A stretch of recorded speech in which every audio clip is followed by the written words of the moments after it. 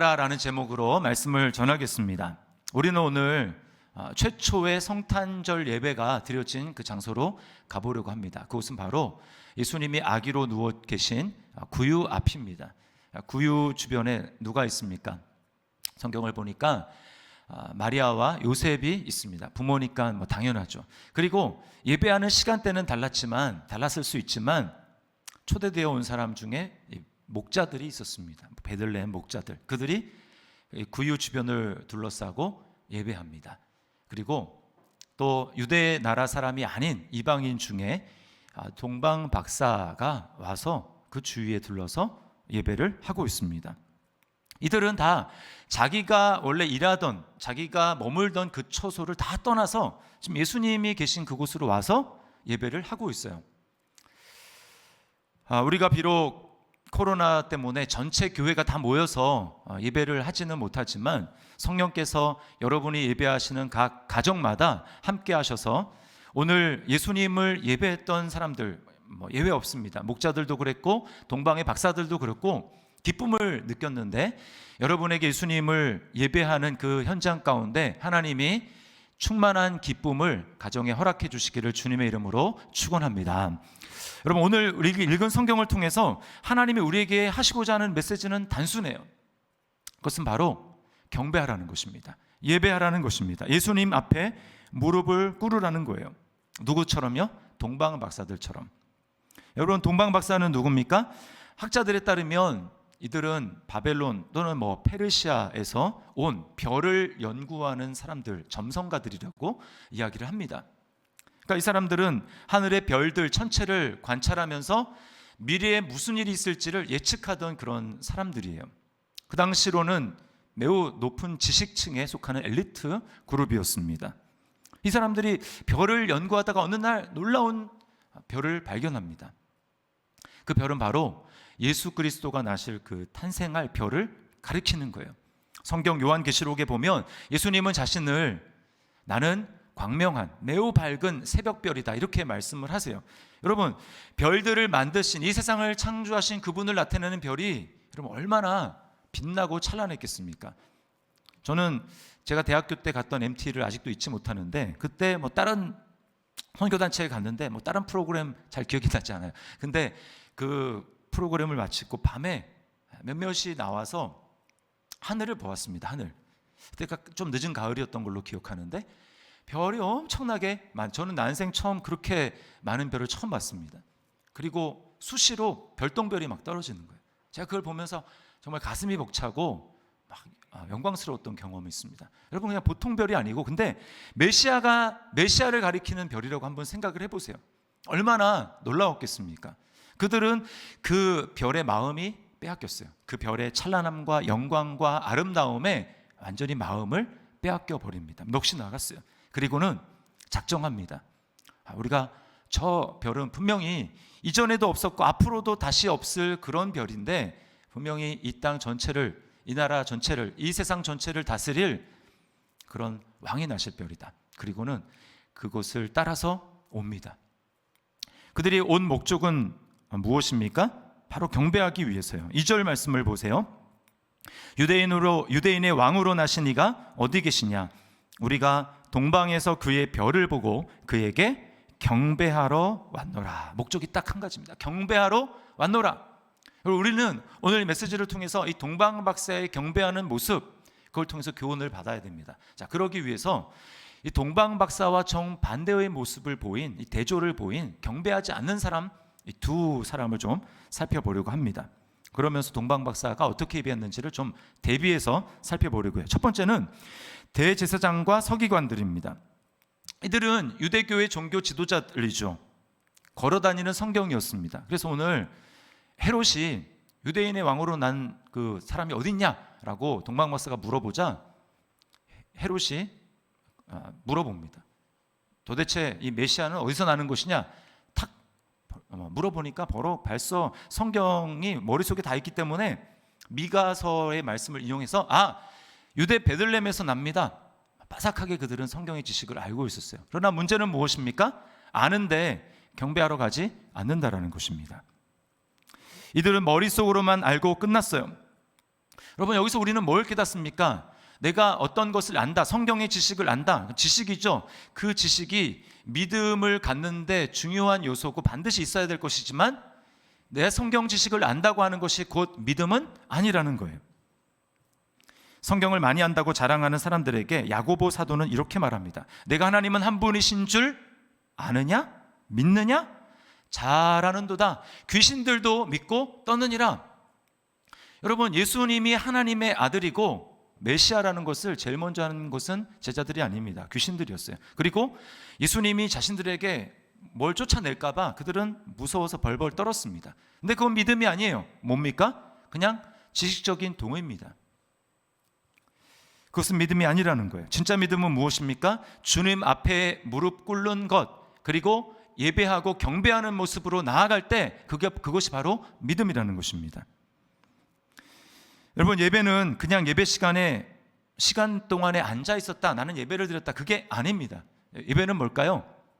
예배는 지금 예배하는 나의 대상, 내가 예배하고 있는 그 대상, 우리는 예수님이죠, 하나님이죠. 하나님이 나에게 있어서는 가장 내 인생의 최고의 가치가 되시는 분입니다 라고 하는 것을 고백하는 거예요. 그리고 마음의 무릎을 꿇는 것입니다. 내가 주님이 말씀하시면 순종하겠습니다 라고 하는 마음으로 그렇게 예배하는 것, 그것이 바로 진정한 예배고 진정한 믿음이에요. 그러나 오늘 대제사장과 서기관들은 예배하러 가지 않습니다. 거리가 멀어서일까요? 아닙니다. 이들이 있던 곳은 예루살렘인데 예수님이 나신 베들레헴까지는 10km 정도밖에 떨어지지 않았어요. 걸어서 가도 한 2시간 남짓이면 갈 수 있는 곳입니다. 그런데 이들에게는 그것이 너무나 멀게 느껴졌어요. 왜 그럴까요? 이들에게는 경배하는 믿음이 없었기 때문에 그러한 것입니다. 반면에 동방 박사들을 보십시오. 이방인입니다. 유대인들도 아니에요. 그리고 이들에게는 성경 지식도 없었어요. 메시아가 누군지, 예언이 뭔지 모릅니다.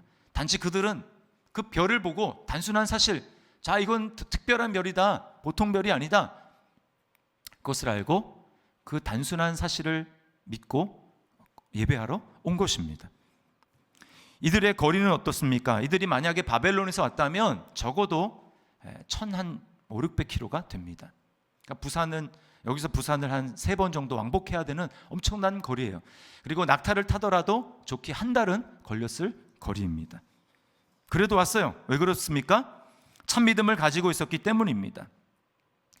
우리는 동방 박사의 예배하는 이 믿음을 보면서 질문을 던져야 됩니다. 나는 정말 예배하는 참 믿음을 가진 사람인가? 정말 예수님은 나에게 최고의 가치가 되시는가? 그분에게 나는 대가를 지불할 수 있는 그런 믿음이 나에게 있는가? 라고 하는 것을 우리는 질문을 해야 하는 것입니다. 여러분, 우리가 참으로 예배하고 대가를 지불하려는 그런 믿음을 가지기 위해서 우리에게는 노력이 필요해요. 어떤 노력입니까? 주님을 진지하게 알려는 노력입니다. 우리는 동방 박사들처럼 별을 연구할 필요가 없어요.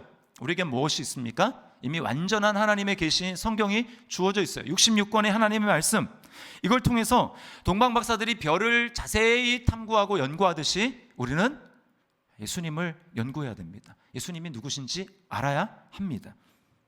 그분은 정말 살아계신가? 정말 믿을 만한 분인가? 이분에게 정말 내 인생을 걸어도 괜찮을까? 우리는 말씀을 보면서 그분을 알아가야 합니다. 그리고 내가 아는 만큼 조금 알았으면, 동방박사처럼 많은 건 몰라더라도 좀 알았으면 그걸 어떻게 해야 됩니까? 진짜 믿음이 생기려면 실험을 해봐야 되는 거예요. 이게 진짜인지. 여러분, 믿어보려는 목적으로 하나님을 시험하는 것은 하나님이 용납해 주십니다. 다른 목적으로 불신의 마음으로 그런 하나님을 시험하는 것은 하나님이 허락하지 않으시지만 믿어보려는 마음으로 하나님을 시험하는 것 하나님이 허락하세요. 그리고 그때 믿음이 자라게 됩니다. 저는 사춘기에 신앙의 회의를 겪으면서 여러 가지 실험들을 해봤지만 그 중에 저에게 딱 기도 제목 한 가지가 있었어요. 한 가지. 기도를 가지고 하나님을 시험해봤습니다. 제가 이전에도 기도를 안 했겠습니까? 근데 기도 제목 응답된 거 첫 번째가 딱 이때였어요. 그 당시에 제가 고1이었었는데 우리 중고등부가 몇 명 되지 않았습니다. 근데 제가 고1 때로 기억하는데 하나님을 이제 한번 시험해 봐야 되겠다. 기도를 통해서 하나님이 정말 응답하시는가? 살아계시는가? 그래서 제가 마치 기드온이 양털로 하나님이 살아계시면 양털에 물이 있게 하고 땅은 마르고 뭐 이런 것처럼 하나님께 기도를 했어요. 뭐라고 했냐면 그 당시에 우리 중고등부에 한 자매가 있었는데 한 1년 넘게 안 나왔거든요. 제가 그 자매를 놓고 기도를 했습니다. 하나님이 정말 살아계시면 제가 이 자매가 이번 주에 나올 수 있도록 하나님이 응답을 해 주십시오. 그렇게 기도를 했어요. 여러분, 제가 기도를 했는데 어떻게 됐을 것 같습니까? 그 자매가 왔을까요? 제가 좋아해서 기도한 건 아닙니다. 아니에요. 근데 제가 중고등부 회장, 몇 명 안 되는데 회장이어가지고 믿음은 없었지만 기도를 했어요.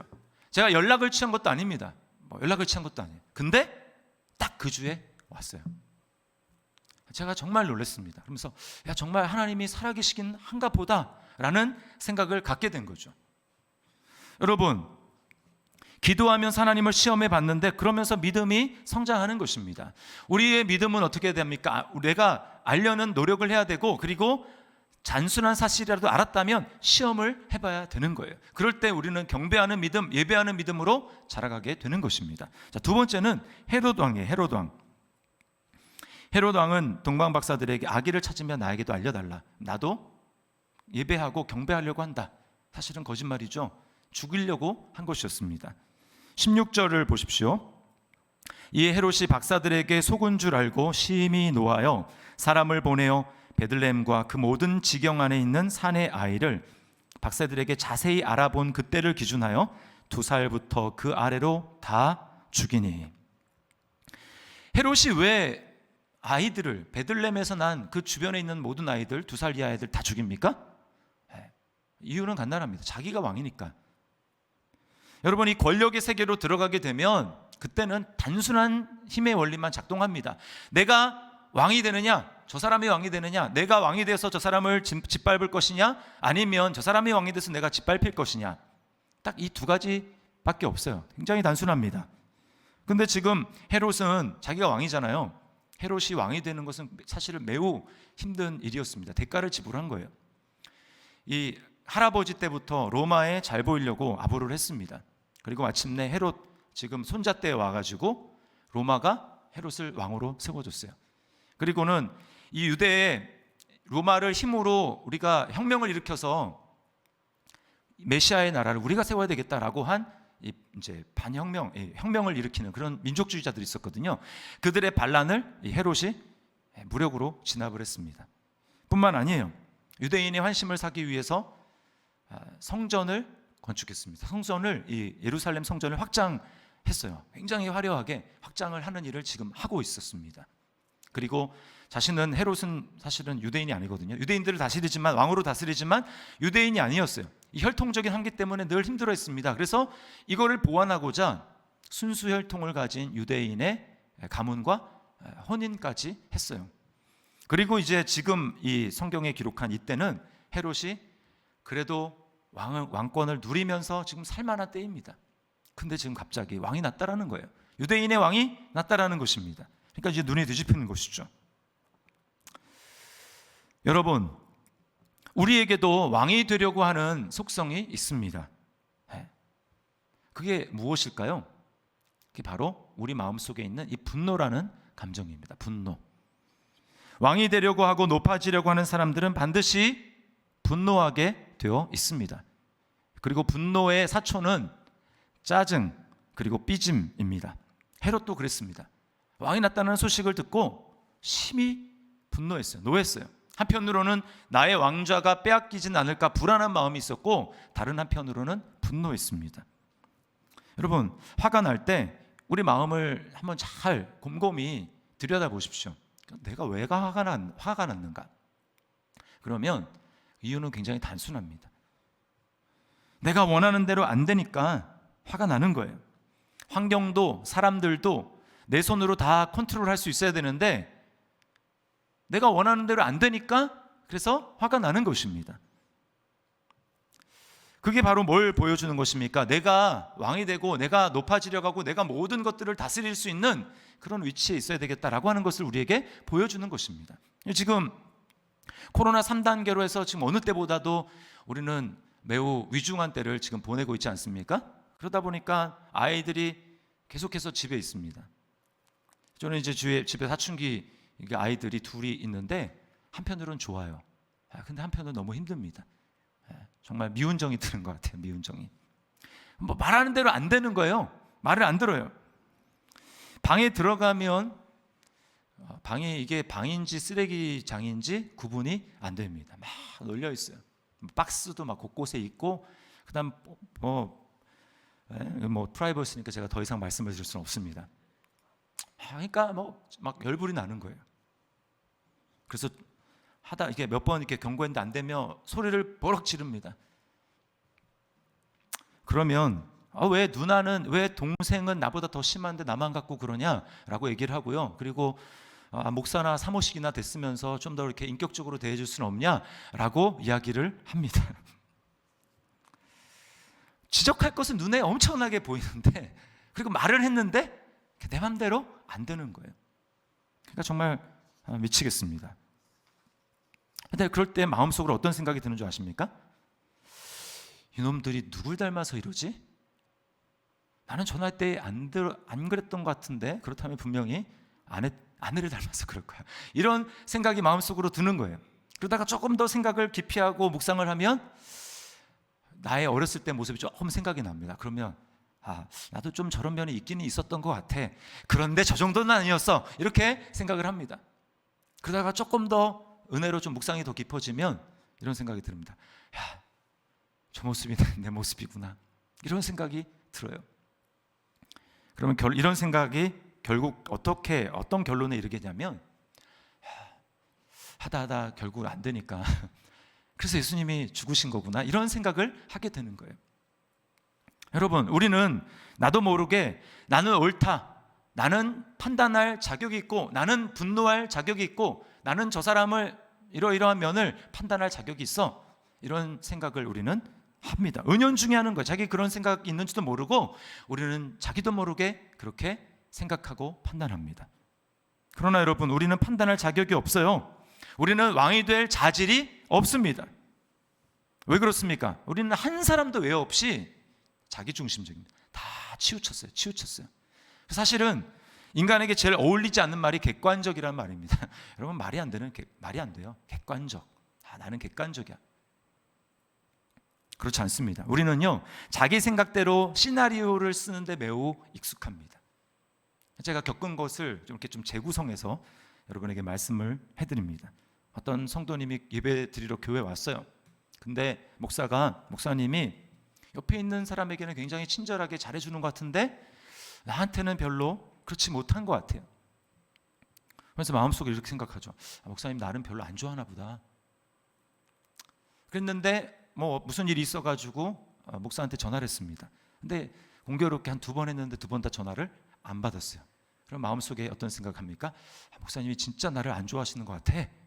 근데 그 주에 예배 드리고 왔는데 이제 인사할 일이 해가지고 인사를 하는데 목사님이 인사를 받는 둥 맞는 둥 하면서 사라졌습니다.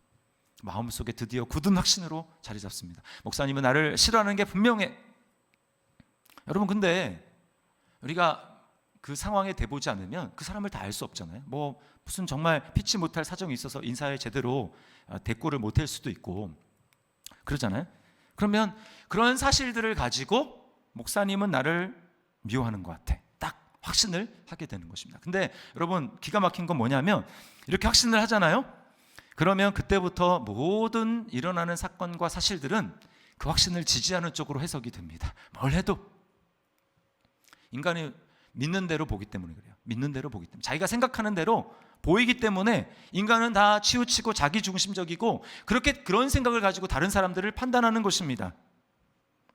여러분, 하나님의 은혜로 말미암아 나의 이 좁은 마음에서 벗어나게 될 때, 하나님의 진리의 시각으로 우리를 비추어 줄 때에만 나는 치우친 존재고, 나는 자기중심적인 존재고, 나는 정말 객관적으로 사람들을 볼 수 없구나, 나는 치우쳐 있구나, 정말 내중심적이구나 라고 하는 것을 깨닫게 되는 것입니다. 그 전까지는 우리는 깨닫지 못해요.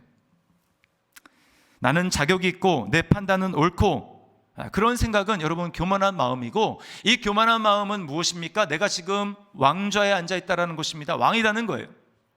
이 마음을 가지고 있는 이상은 우리는 주님 앞에 제대로 경배할 수 없습니다. 주님을 제대로 예배할 수 없어요. 왜요? 하나님도 판단하거든요. 하나님은 나를 사랑하지 않는 것 같아. 하나님은 살아계시지 않는 것 같아. 자기 생각으로 하나님을 판단하기 때문에 하나님 앞에 제대로 예배하지 못하는 거예요.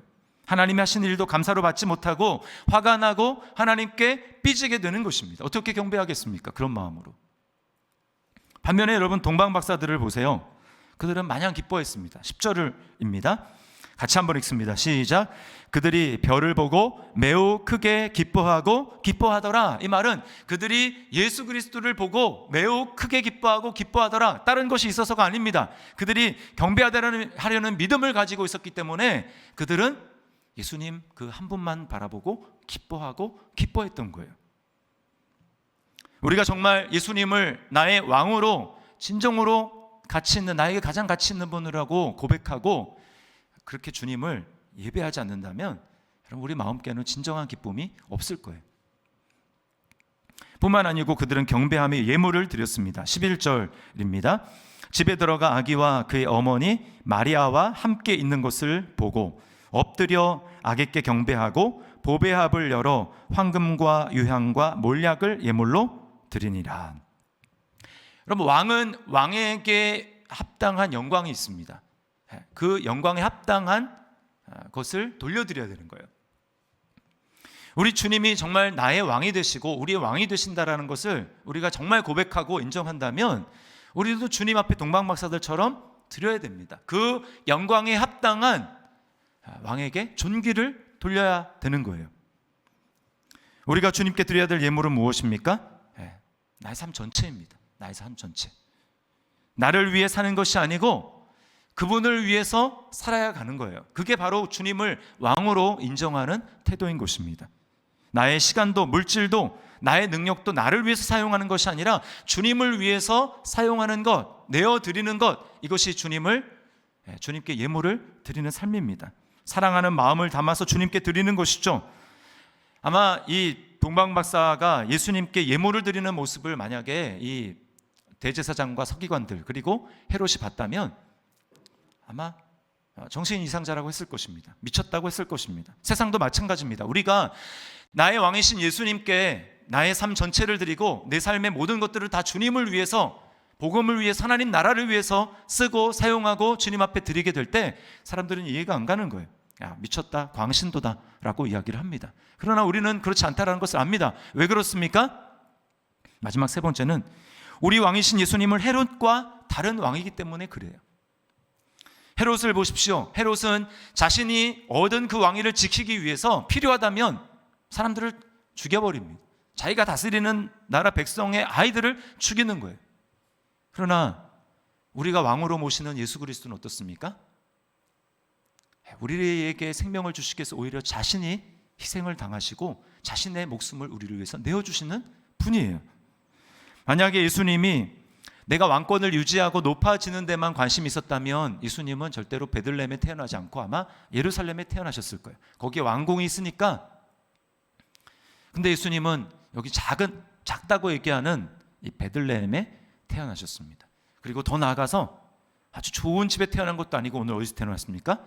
구유에 누워 계시는 거예요. 구유에. 여러분 베들레헴의 뜻이 무슨 뜻인지 아십니까? 떡집이라는 뜻입니다. 빵집. 그리고 구유는 뭐예요? 말이랑 소 이런 짐승들이 먹는 먹이통 아닙니까? 여물통. 떡집, 빵집, 그리고 이 구유, 이게 우리에게 보여주는 게 무엇입니까? 예수님은 우리의 먹이가 되기 위해서 오셨다라는 것입니다. 우리를 먹이시려고 오셨다라는 거예요. 무엇으로요? 자신의 살과 자신의 피를 우리를 위해서 내어주시고 그것을 먹고 살라고 우리를 위해서 오셨다라는 것입니다. 여러분 그것을 잘 보여주는 게 오병이어 사건이죠. 오병이어 사건. 사람들이 배가 고팠습니다. 예수님 말씀을 듣고 있으면서 배가 고팠어요. 그때 주변에 빈들이었기 때문에 먹을 것이 없습니다. 그때 주님이 한 소년이 가지고 온 도시락, 보리떡 5개, 물고기 2마리, 그것을 가지고 5,000명, 남자만 5,000명이 넘는 사람들을 먹이십니다. 그리고 다음 날 그 사람들은 예수님을 찾아왔어요. 예수님이 딴 데로 옮기셨거든요. 근데 어떻게 수소문해가지고 예수님이 있는 곳까지 찾아왔어요. 그때 예수님이 그들에게 이렇게 말씀합니다. 너희가 나를 찾은 것은 기적을 본 까닭이 아니고 떡을 먹고 배부른 까닭이로다. 무슨 얘기하냐면 그들은 예수님을 찾되 예수님 앞에 무릎을 꿇고 그분을 섬기기 위해서 주님을 찾은 것이 아니고 자신들의 필요 때문에 주님을 찾았다라는 것입니다. 야, 이분이 있으면 평생 먹을 걱정은 안 해도 되겠다. 없는 곳에서 이렇게 기적을 베풀어 주실 수 있는 분이니까 이분을 왕으로 삼는다면 적어도 우리가 평생 먹고 살 걱정은 하지 않아도 되겠다라고 그렇게 해서 예수님을 찾아온 거예요. 그러나 주님은 뼈 때리는 말씀을 하십니다. 너희가 어제 먹은 그런 음식은 평생 먹어도 결국은 죽는다. 여러분, 우리는 다 먹고 살자고 하는 짓이라고 생각하지 않습니까? 그러나 여러분, 그때는 맞아요. 그러나 우리의 인생을 한 100년이라는 단위로 크게 넓게 생각을 해보십시오. 먹고 삽니까? 결국은 먹어서 결국은 죽는 거예요. 주님은 이 사실을 아시고 너희가 먹으려고 너희가 열심히 애쓰고 하는 그 양식은 결국은 먹고 사는 게 아니라 먹고 죽는 것이다. 내가 너희에게 주는 양식을 먹어야 그것이 영원히 사는 것이다. 내가 바로 그러기 위해서 왔다. 요한복음 6장 47절 48절 말씀을 함께 읽겠습니다. 시작. 진실로 진실로 너희에게 이르노니 믿는 자는 영생을 가졌나니 내가 곧 생명의 떡이니라. 아멘. 여러분, 예수님은 바로 이 사실 때문에 오셨습니다. 이 목적 때문에 오셨어요. 빵집에 떡집에 예루살렘이 아니라 베들레헴에 오셨고 또 좋은 집에 태어나신 것이 아니고 바로 말 먹이통 구유에 나셔서 내가 바로 나를 위해서 나의 생명을 위해서 나의 권력을 위해서 사는 것이 아니고 너희의 생명을 위해서 나는 나의 목숨을 나의 몸을 나의 살과 피를 너희를 위해서 찢기고 흘리노라. 나의 영원한 행복을 위해서 주님은 영원한 저주를 받으신 것입니다. 여러분, 그래서 우리는 예수님의 살과 피를 먹고 마심으로 우리는 영원한 생명을 얻게 되었습니다. 여러분 믿습니까? 여러분, 이게 우리에게 일어난 놀라운 일이에요. 여러분, 인류 역사상 이런 왕이 있다라는 거 들어보셨습니까? 한 사람도 없어요. 왕은 다 백성들로부터 무슨 특산물 이런 거를 공급받아서 제일 좋은 거를 자기가 먹고 마시지 않습니까? 그러나 주님은 보십시오. 그런 걸 다 버리고 오히려 자신의 생명을 아낌없이 우리를 위해서 주신 분이 바로 우리의 왕이기 때문에 여러분, 그분 앞에서 우리가 뭘 아깝다고 하겠습니까? 나를 위해서 어떻게 하면 내가 더 하나님 앞에 행복하고 기쁜 삶을 살 수 있을까? 노심초사 그것을 걱정하시는 주님 앞에 이거 드릴까 말까? 여러분, 오늘 메시지는 우리에게 분명합니다. 그것은 왕 앞에 그런 왕이 나셨으니 그 앞에 무릎 꿇고 경배하라는 거예요. 예배하라는 것입니다. 우리는 대제사장과 서기관들처럼 하지 맙시다. 머릿속으로 알지만 아는 것으로 그치고 경배하는 자리까지 나가지 못하는 그런 사람이 되지 말아야 합니다. 우리의 믿음은 예배하는 믿음, 경배하는 믿음, 주님께 최고의 가치를 드리고 마음의 무릎을 꿇어 순종하는 그 믿음까지 자라가야 할 것입니다. 또 오늘 헤롯 왕처럼 하지 맙시다. 진정한 왕이 왔으니까 여러분, 우리가 무슨 자격이 있다고 무슨 능력이 있다고 그 왕자리에 계속 앉아 있겠어요? 그분 앞에 내려와서 주님이 진정한 나의 왕이십니다. 내가 이제 판단하지 않고 사람들을 정죄하지도 않고 그리고 분노하지도 않고 주님이 하신 일에 내가 순종하며 따라가겠습니다. 주님만이 진정한 왕이십니다. 이렇게 고백하며 주님을 예배합시다. 그리고 동방박사처럼 예배해야 돼요. 그들의 대가를 지불하는 헌신, 그리고 기쁨으로 예수님 앞에 예배하는 것 자체를 기쁨으로 여기고 주님 앞에 예배했던 것처럼 우리 주님 앞에 우리를 위해서 오신 주님 앞에 우리 삶을 드리고 주님 앞에 진정으로 예배하고 경배하는 우리 저와 여러분의 삶이 될 수 있기를, 그런 의미에서 성탄절이 진정한 우리에게 그런 의미가 있기를 주님의 이름으로 축원합니다. 우리 말씀을 기억하면서 찬양합시다. 참 반가운 성도요. 근데요, 여기 후렴에 계속해서 반복하는 게 엎드려 절하세. 경배 앞에 다 이러이러하니 결국은 엎드려 절하세. 우리의 모든 믿음은 주님 앞에 무릎 꿇는 경배와 예배로 연결이 돼요. 주님이 옳습니다. 나는 왕이 아닙니다. 나의 지식으로 끝나지 않습니다. 주님 앞에 무릎 꿇습니다. 우리로 그런 마음을 가지고 우리 참 반가운 성도요, 우리 주님 앞에 찬양하겠습니다.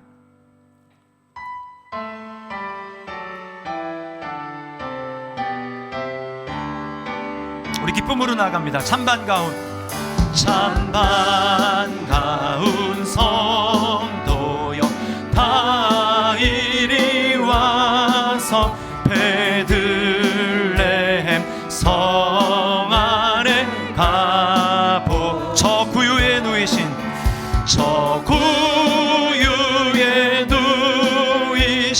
아기를 엎드려 절하세, 엎드려 절하세, 엎드려 절하세, 엎드려 절하세. 구세주난 저 천사여, 저 천사여, 찬송을 높이 불러서 이 광활한 천지에 울리려나. 주 하나님, 주 하나님 앞에는 영광을 또 엎드려 절하세, 엎드려 절하세, 엎드려 절하세. 구세주, 이 세상에 주께서, 이 세상에 주께서 탄생할 때에 참 신과 참 사람이 돼 저 동정녀의 몸에서 나셨습니다. 저 동정녀 몸에서 나시었으니 엎드려 절하세, 엎드려 절하세, 엎드려 절하세. 구세주 여호와의 말씀이, 여호와의 말씀이 육신을 입어 날 구원할 구주가 돼. 늘 감사한 찬송을 주님 앞에 드립시다. 늘 감사한 찬송을 주 앞에 드려 엎드려 절하세, 엎드려 절하세, 엎드려 절하세. 우리 4절만 여호와의 말씀이, 여호와의 말씀이 육신을 입어 날 구원할 구주가 돼. 아멘. 늘 감사한 찬송을 주 앞에 드려 엎드려 절하세, 엎드려 절하세, 엎드려 절하세. 구세주 난 엎드려 절하세, 엎드려 절하세, 엎드려 절하세,